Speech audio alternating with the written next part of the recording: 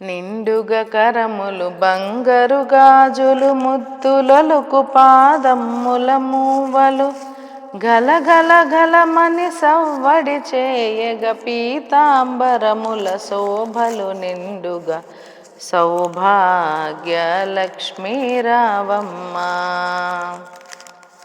శ్రావణ మాస సందర్భంగా మీకు అందరికీ కూడా నేను గాజుల విశిష్టత నాకు తెలిసినంత వరకు చెప్దాం అనుకుంటున్నాను.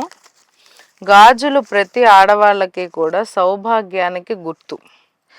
అది ఎలాగంటే ధనవంతుడైనా కూడా 10 బంగారు గాజులు 20 బంగారు గాజులు ఉండని ఇంకెక్కువ ఉండనియండి 2 మట్టి గాజులైనా వేసుకుంటాడు కంపల్సరీగా. సో గాజులకి ఎన్ని బంగారు గాజులు ఉన్నా 2 మట్టి గాజులకు ఉన్న విలువ ఆ బంగారు గాజులకి ఉండదండి.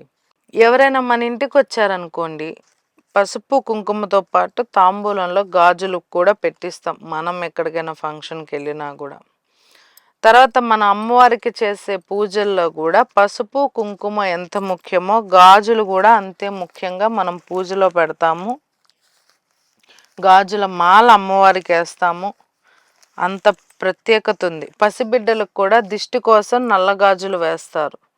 సో గాజులకి ఇంత ప్రత్యేకత ఉంది. మన ఇంటికి ఎవరైనా అన్నదమ్ములు అందరూ వేలు లక్షలు ఇవ్వలేరు కదండి. మన తోబుట్టువులు అన్నో తమ్ముడో వచ్చారనుకోండి, ఎక్కువ డబ్బులు ఇవ్వలేకపోయినా కనీసం ఒక 100 రూపాయలు ఇచ్చి చేతికి గాజులు వేయించుకో అమ్మా అని చెప్తారు. ఆడపిల్లలు ఉన్నా కూడా చేతికి గాజులు వేయించమ్మా అని ఒక 100 రూపాయలు ఇస్తారు. గాజులకి అంత విశిష్టత ఉంది. గాజులు చేతికి ఎంత నిండుగా ఉంటేట ఆ ఇంట్లో లక్ష్మీదేవి మహాలక్ష్మి అంత కొలువు ఉంటుందిట. చేతులకి నిండుగా ఉండాలట.